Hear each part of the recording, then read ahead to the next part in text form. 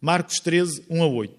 Saindo Jesus do templo, disse-lhes um dos seus discípulos: Mestre, olha que pedras, que edifícios. E respondendo, Jesus disse-lhe: Vês estes grandes edifícios? Não ficará pedra sobre pedra, que não seja derribada.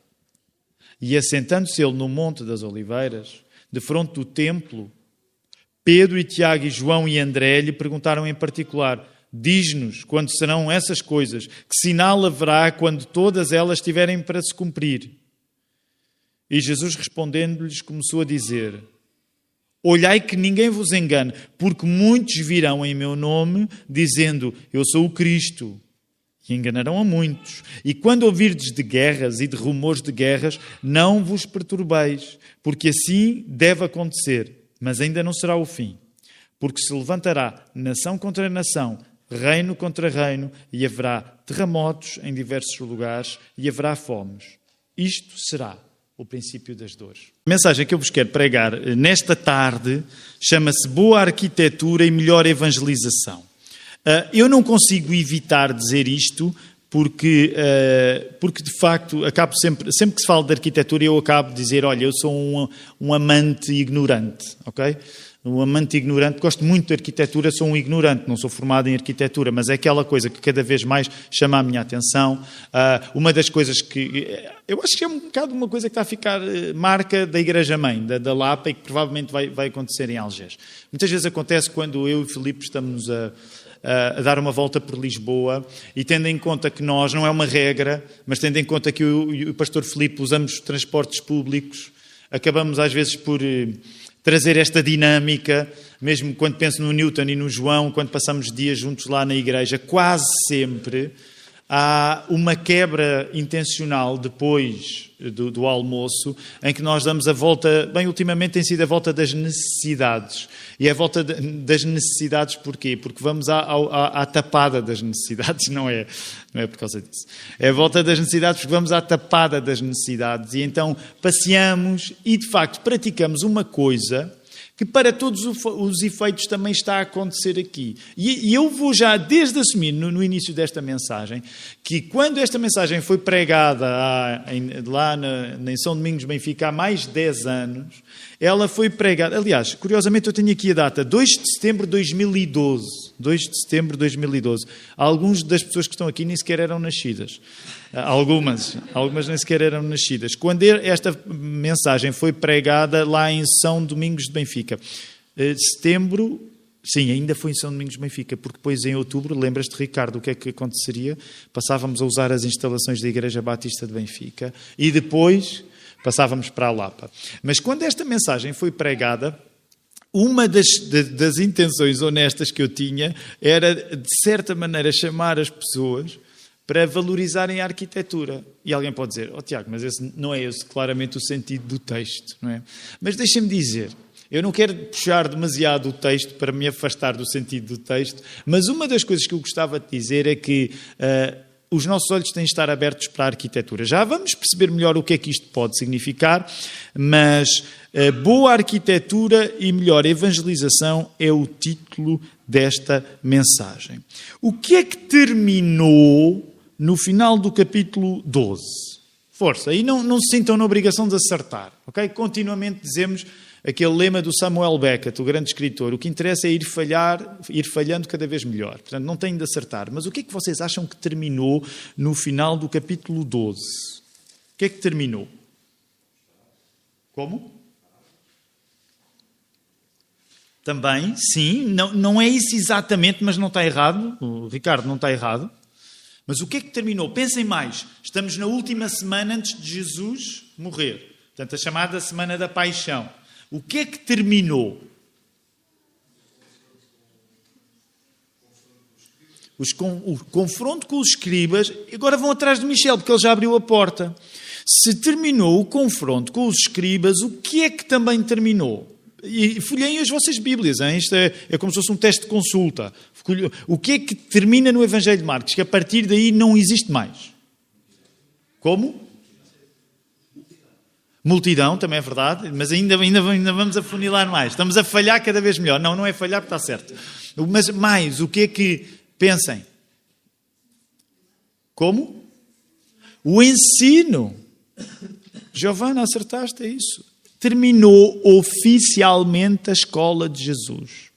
Não me entendas mal, eu não estou a dizer que a partir daqui já ninguém mais vai aprender coisas com Jesus, até porque tu sabes, por exemplo, no Evangelho de João, que dá alguns detalhes interessantes sobre o período depois da ressurreição, Jesus, para todos os efeitos, também ensina coisas aos seus discípulos. Até no Evangelho de Lucas, quando nós nos recordamos, por exemplo, da caminhada, lembram-se os caminhantes de Emaús, mas se fores pensar no ministério, no tempo que Jesus dedicou a ensinar, e ao mesmo tempo que ensinava fazia milagres, fazia sinais, acabou.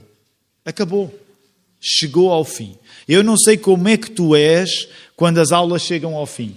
Quando o ano letivo chega ao fim. Nós estamos agora no início do ano letivo. Mas imagina, e é mesmo só imaginação, porque a Bíblia não nos fala explicitamente disto. Mas tenta colocar-te naquela circunstância. Acabaram os debates, já não vem mais gente para fazer perguntas. É verdade, como vocês veem, este episódio significa que Jesus vai continuar a ensinar coisas, mas agora o ensino, curiosamente, que é através da parábola, já, não é? Ela vai ficar guardada para o fim, mas vamos dizer que esta pregação significa, como Ricardo notaste, o final das multidões, o final do tempo oficial de ensino. O tempo oficial de ensino de Jesus terminou, no sentido da sua carreira pública de mestre terminou. E é curioso, porque como é que começa o capítulo 13? Como é que começa? Lê o texto e vê. Como é que este texto está a começar? Começa a pretexto do quê? Força. Verso 1. Eles estão a sair do templo, terminou. Já diplomas para toda a gente, né? Jesus entregou os diplomas, não houve entrega de diplomas, mas eles estão a sair do templo. E o que é que acontece? Um dos discípulos, como as voltas que nós damos lá pela Lapa, com o pessoal, às vezes a olhar para os edifícios e dizer, olha, este se calhar deve ser este é do Estado Novo e por aí fora, às vezes vamos assim a tentar adivinhar as épocas da arquitetura e há um deles que se vira, mestre, olha que pedras e que edifícios. O que é que tu achas da resposta de Jesus no versículo 2? Vou ser sincero, somos estudantes do Evangelho. Portanto, já estamos habituados, já começamos a conhecer Jesus. O que é que tu achas da resposta de Jesus? É um balde de água fria, não é? Sabem que não é dito aqui qual é o dos discípulos. Diz um dos discípulos, mestre, olha que pedras e que edifícios. Diz Jesus, olha, digo-te já, estou a parafrasear, né? Digo-te já, isto vai tudo abaixo. Não, por isso, lá está, por isso é que tantas vezes aquela coisa que as pessoas dizem, eu gostava de ter vivido no tempo de Jesus, eu não sei se eu gostava de ter vivido no tempo de Jesus, porque a pessoa, eu imagino às vezes os discípulos assim todos lampeiros, estamos com Jesus, estamos com Jesus, Pedro já tinha dito que ele era o Filho de Deus, estamos com o Filho de Deus, estamos com o Salvador, cada um a tentar interiorizar aquilo o melhor que conseguia, mestre, eu imagino um a tentar arranjar assim, Senhor, olha, é bonito, não é? E Jesus a dar assim uma resposta daquelas, vem tudo abaixo, e a pessoa, pronto, olha, não é? Nós não sabemos. Não vamos, já não se fala mais nisso, mas se tu reparares, Jesus vai aproveitar essa ocasião, já sem as multidões, é verdade que ele continua ensinando, mas já sem as multidões, portanto vamos dizer assim, já é o pós-aula, porque a aula terminou no templo, mas ele, olha aí, assentando-se ele no Monte das Oliveiras, que como tu sabes, depois ainda vai ter, este lugar vai ser palco de acontecimentos importantes, de frente ao templo, quem é que está lá? Quem é que são estes 4? Força, quem é que são? Está aí a dizer, verso 3. Portanto, Pedro, Tiago, João e André, que curiosamente a gente diz, olha, interessante. Porquê? Porque é que é interessante no Evangelho de Marcos em particular? Porque é que é interessante? Porque eles foram os primeiros. Se fores ao capítulo 1, lembras que foram estes 2 pares de irmãos que estavam lá no início. É estes 2 pares de irmãos que está lá no fim. Claro que os outros discípulos também estão, mas percebes, estes 2 pares de irmãos constituíram durante todo o ministério de Jesus o quê? É um à parte, mas eu gostava que pensássemos nisso. Estes 2 pares de irmãos constituíram ao longo do ministério de Jesus o quê? O que é que eles eram para Jesus? Eles eram um círculo íntimo nos discípulos. Não há nada de errado em nós termos pessoas íntimas. Eu estou a dizer, até pensando nós que somos uma plantação de igreja, e claro que nós queremos sempre ter um relacionamento mais largo possível uns com os outros, mas olha, não há nada errado em tu teres pessoas que são especiais, porque Jesus tinha estas pessoas que eram especiais. E se tu reparares é interessante, olha lá,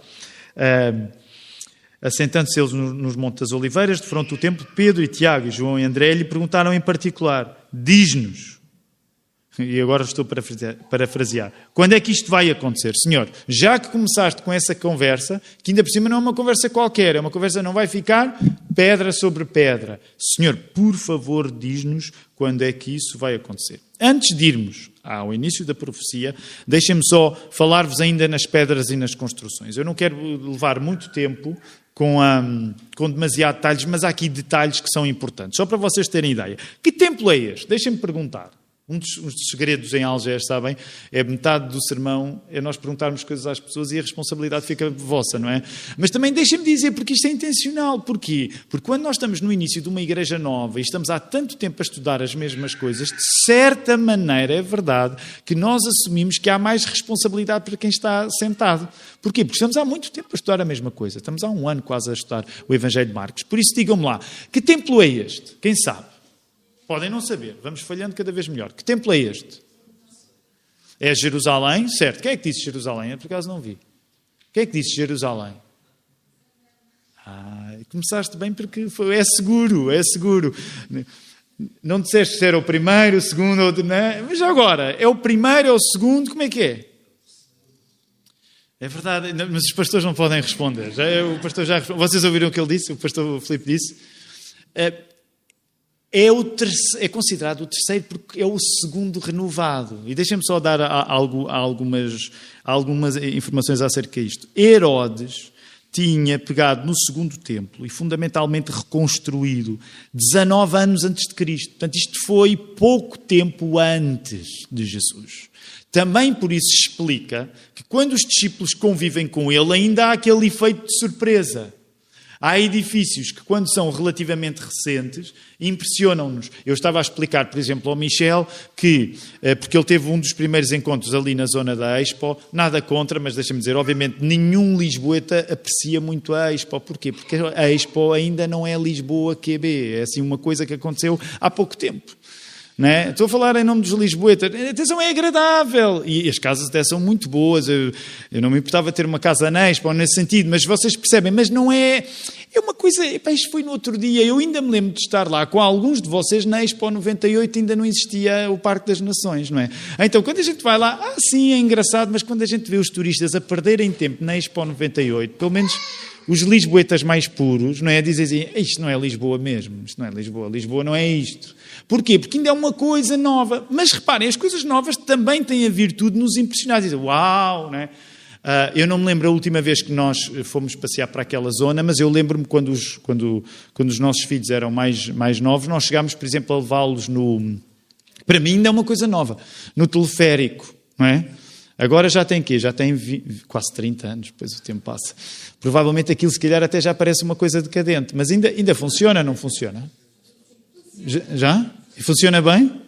E tem aquela passagem que ele tinha, aquele solavanco, não é? Ainda.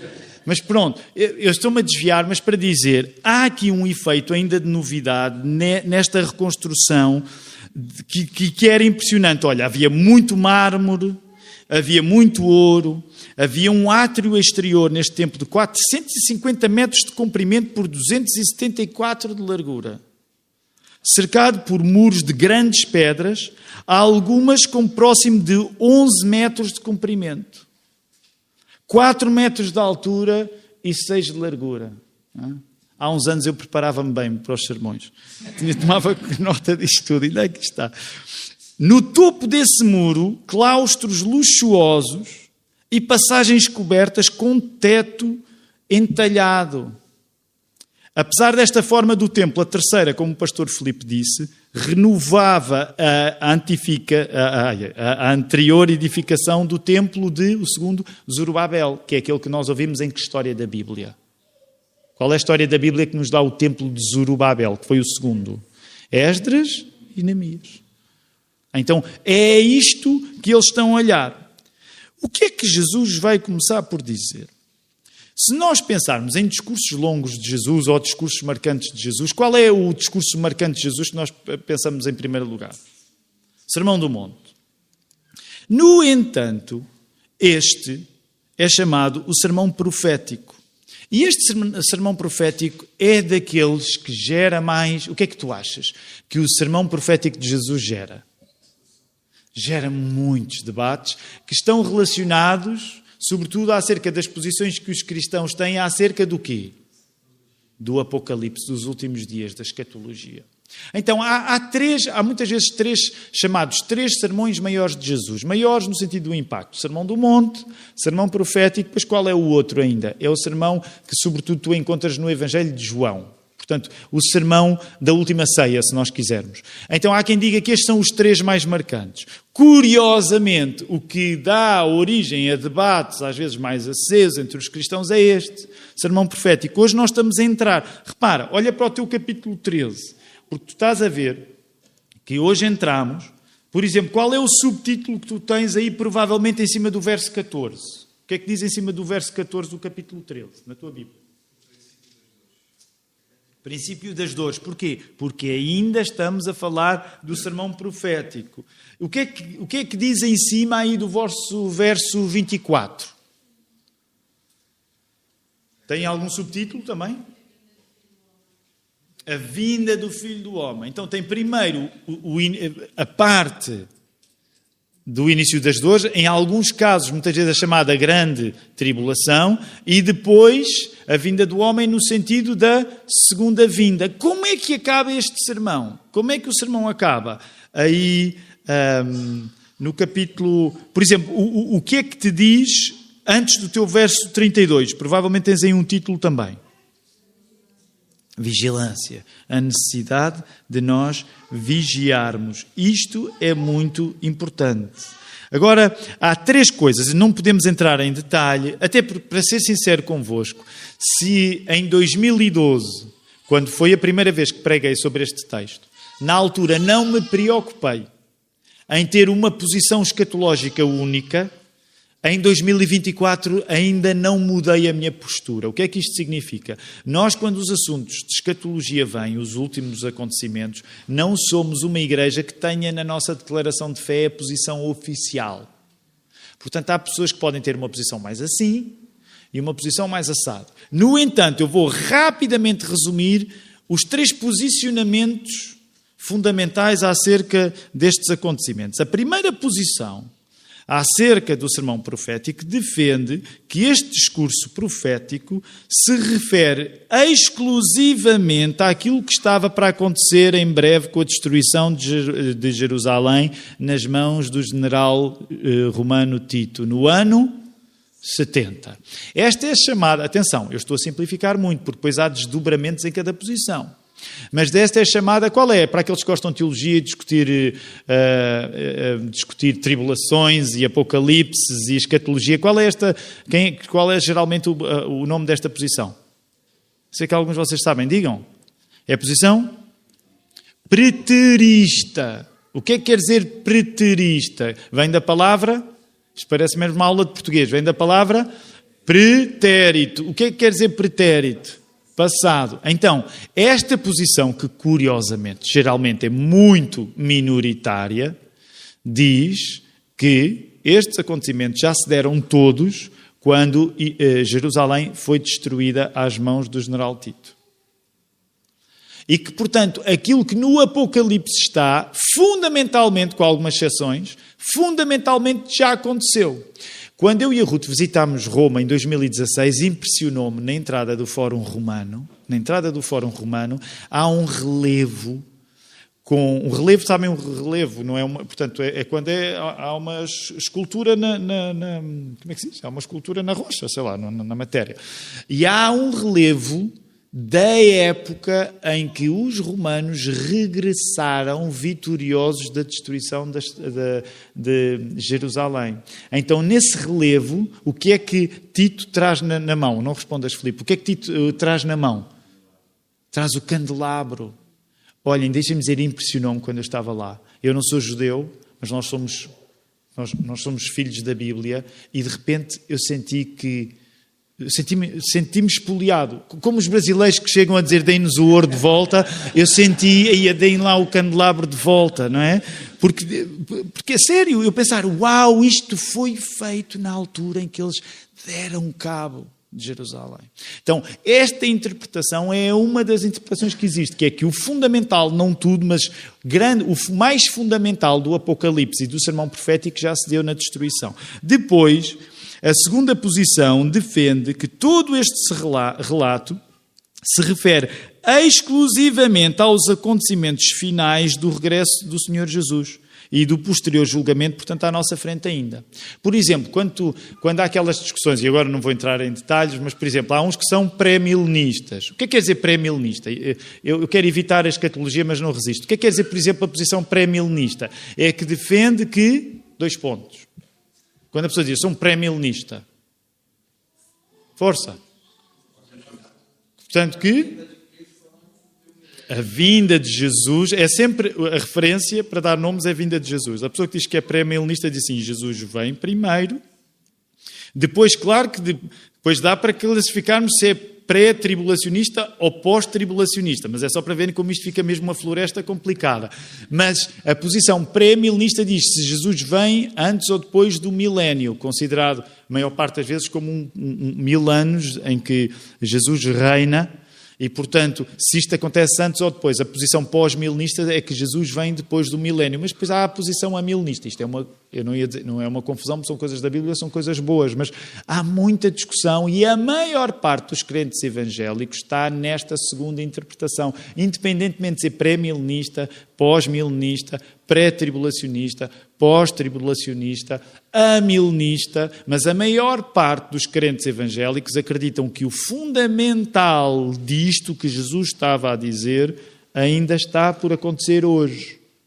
Agora, também é verdade que nós podemos falar de uma terceira posição que defende que este sermão integra elementos de um futuro que para eles seria próximo, da destruição de Jerusalém, daí a cerca de 40 anos, com elementos da consumação total dos tempos. Deixa-me dizer-te, a minha preocupação quando prego acerca deste texto não é que tu ganhes necessariamente uma posição acerca do Apocalipse. Não há nada de errado, se tiveres, está bem? Não há nada de errado. Mas a minha preocupação fundamental não é essa.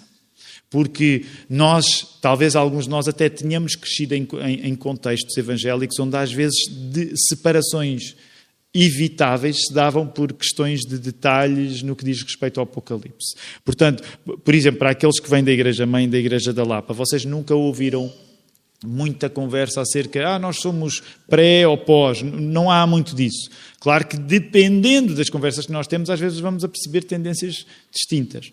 Mas o fundamental aqui, quando nós estudamos estas coisas, é reconhecer que o texto é válido, obviamente está na Bíblia, foi o Jesus que o disse, e que o texto traz alguma coisa com que tu te deves relacionar hoje. E é aqui que eu me quero encaminhar para o fim, para fazer, sobretudo, 2 aplicações, porque há muita outra coisa que está aqui e que, naturalmente, não temos tempo de falar agora. Por exemplo, só para vocês terem ideia, e agora não estou a deter-me aí, a partir do momento em que Jesus começa a falar, voltei ao verso 5. Olhai, que ninguém vos engane. O que Jesus está a dizer de uma maneira muito simples é, em relação às coisas do futuro, o mais fácil é ser enganado. Em relação às coisas do futuro, o mais fácil é ser enganado. Se tu tiveres uma obsessão pouco saudável acerca das coisas do futuro, o mais fácil é seres enganado. Portanto, e reparem, isto, quando se estuda a história, sabe-se. Quantos movimentos religiosos não são criados com uma suposta certeza de que o mundo vai acabar em determinada altura?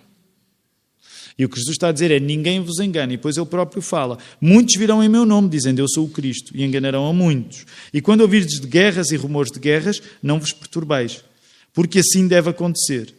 Mas ainda não será o fim, porque se levantará nação contra nação e reino contra reino, e haverá terremotos em diversos lugares, e haverá fomes. Isto será o princípio das dores. Há algumas pessoas que leem este texto e pensam assim, eu tenho ouvido falar de muitas guerras. Não sei se só vocês viram, nós falámos agora há pouco tempo num vídeo engraçado, lembram-se no dia do terremoto? terremoto, o recente, não é o outro. Então havia uma reportagem, né? E era uma reportagem, uma senhora portuguesa na rua. Viram esse vídeo? Juliana já está assim envergonhada. Não foste tu, Juliana, não tens de te envergonhar. Não é? Mas havia uma entrevistadora portuguesa a fazer uma entrevista a uma senhora portuguesa e de repente entrou uma senhora brasileira. Viram esse vídeo? Não viram esse vídeo? Não viste, Patrícia? Tens de ver, é o melhor vídeo deste ano. E a senhora brasileira diz assim, como é que ela diz? Jesus está voltando, não é? Tinha havido um terremoto, ela provavelmente tinha lido este texto há pouco tempo. Jesus está voltando, não é? E como é que é? E vai todo mundo morrer, não é? E isto foi na Alameda, e ela volta-se, e os primeiros vão ser estes aqui da Igreja Universal. Sério, isso é verdade. Se fosse inventado, ninguém seria tão talentoso, mas é o que ela diz. Ela diz, portanto, Jesus está voltando, vai toda a gente morrer, os primeiros vão ser da Universal, e como quem diz amém no final, diz, tchau. E fica... Isto é dissonância cognitiva perfeita entre Portugal e Brasil, e algumas coisas têm de admitir os irmãos do Brasil. E ficam os portugueses assim a pensar...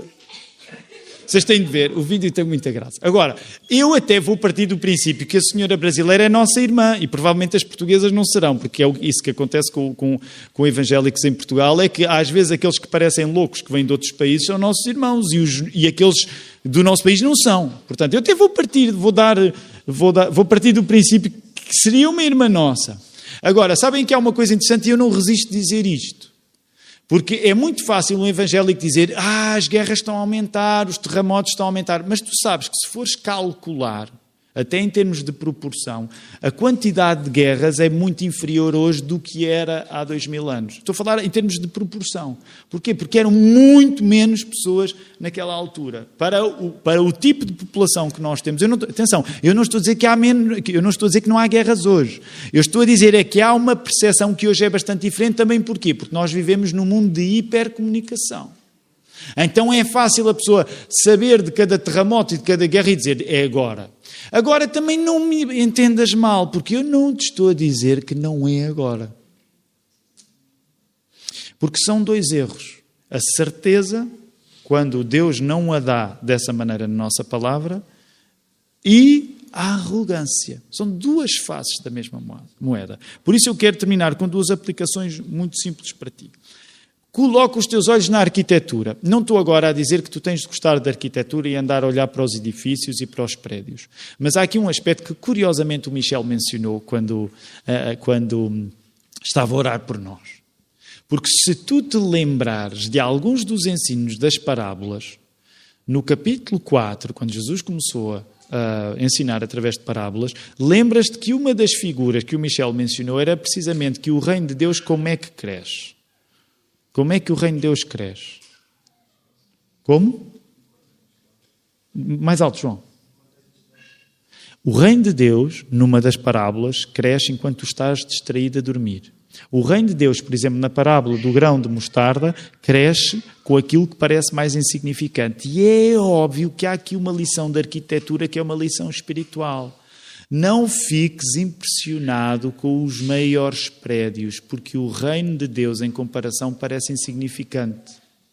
Portanto, não julgues que Jesus estava mal disposto quando disse grande coisa, não vai ficar pedra sobre pedra. O que Jesus está a fazer é dizer assim, pessoal, se vamos falar da arquitetura, procura compreender a lógica da arquitetura do reino de Deus, que não é evidente, que parece que está escondido, mas o reino de Deus está a ser construído. Portanto, uma das coisas que eu quero dizer quando falo de arquitetura não é necessariamente que tu te tornes um espectador dos prédios à tua volta, mas é tu olhando aos prédios à tua volta, penses, Jesus está a construir um reino que em comparação com muitas das construções parece absolutamente insignificante, mas curiosamente o reino de Jesus vai durar para sempre e os maiores prédios, as coisas mais impressionantes não vão ficar pedra sobre pedra. Essa é a primeira coisa que eu gostava de chamar a tua atenção. Tu precisas de trabalhar a tua concentração, a tua vigilância também em relação a comparares as coisas eternas que parecem insignificantes com as coisas que vão durar e que vão durar para sempre, com as coisas que te impressionam agora, mas que não vão durar para sempre. Também quando nós estamos na plantação de uma nova igreja, também é isso que está em causa. Porque muitas vezes tu vais ser tentado em olhar para o que está a acontecer aqui e dizer: epá, isto comparado com outra coisa que eu já vivi, ou com outro lugar de onde eu já vim, isto parece que não vai a lado nenhum. Mas se for o reino de Deus que estiver a acontecer aqui, tu não tomes como pequeno aquilo que Deus vai fazer eterno e grande. Segunda e última aplicação. Muitas vezes nós cristãos somos tentados nestes discursos de Apocalipse pensar assim: olha, isto vai mesmo tudo acabar, portanto não vale a pena, não vale a pena, está tudo feito. E para aqueles, é o meu caso, não tem de ser o teu. É verdade que a doutrina, a maneira como nós afirmamos a doutrina é uma tradição mais calvinista que nós acabamos por seguir. E às vezes eu reconheço que há entre aqueles mais calvinistas o parasita mesmo, aquela coisa que entra na nossa barriga e que depois nos traga como é que se diz? A flora digestiva, né? Flora digestiva, estraga-nos a flora intestinal, a flora intestinal. E às vezes há um parasita, para muitos que, como eu, são assim mais calvinistas, mas que é o parasita do fatalismo, em que por acreditarmos sem reservas em doutrinas como a predestinação, achamos: epá, não vale a pena, está tudo predestinado. E é a coisa mais antibíblica que existe, essa interpretação hiper-fatalista da realidade. O que Jesus estava a chamar a atenção, não te esqueças o tempo que é, ele estava para morrer e logo de seguida o Espírito Santo ia descer quando Jesus subisse. E ele estava a convocar aqueles 12 e aqueles 4 em particular, para uma tarefa de evangelização do mundo. É um paradoxo, porque nós podíamos pensar: epá, se este mundo não é o mundo que vai ficar, eu não preciso me preocupar com ele. É precisamente o contrário. Porque Jesus ia dar-se como semente do mundo novo em morte na cruz. O que Jesus estava a dizer é que este mundo, até das coisas que vão terminar, é tão importante para ele que ele vira semente do mundo novo, que é a reconstrução deste.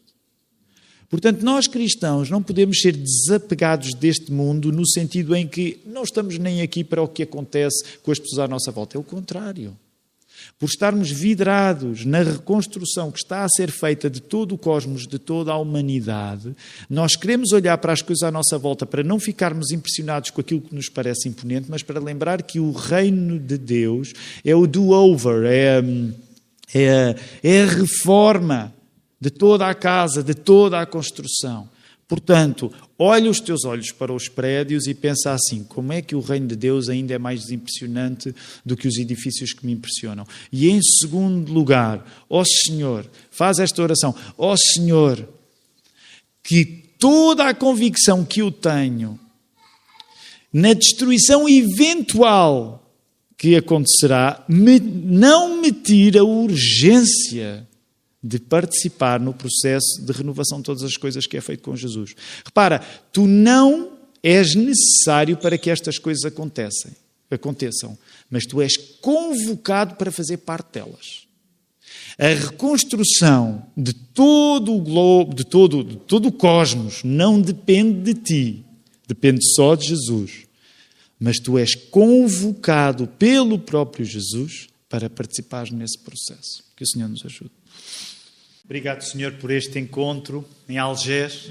Obrigado, Senhor, por todas as igrejas que ao longo deste dia já se reuniram e outras que vão reunir. Ó Senhor, que a nossa atitude seja a de, ao sairmos daqui, eventualmente até vamos passar por outras igrejas evangélicas, vamos vê-las nas ruas, seja podermos orar a favor do Teu reino, não pensando necessariamente na imponência das casas, mas pensando na força espiritual das coisas que parece que são insignificantes, Senhor.